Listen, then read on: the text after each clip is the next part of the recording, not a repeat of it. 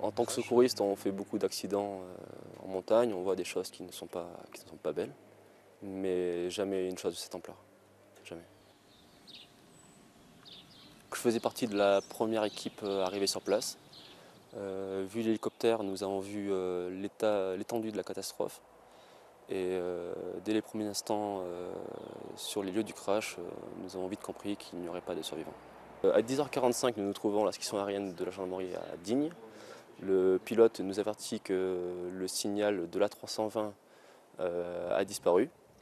Donc nous nous équipons le plus vite possible et nous partons dans l'endroit signalé. À 11h07 exactement, nous voyons la zone du crash et je suis treuillé sur les lieux à 11h15 exactement.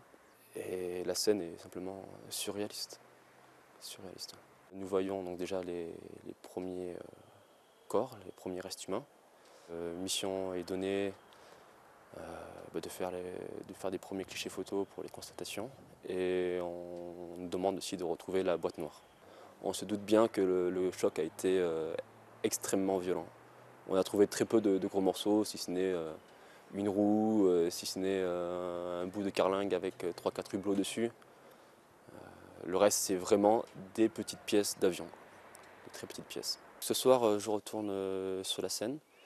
Il y a encore beaucoup de travail à faire sur les lieux. Le lieu du crash est difficile d'accès et le terrain complique grandement nos actions. Pour tout récupérer, les débris d'avion, les constatations, etc., sur 2 à 3 semaines.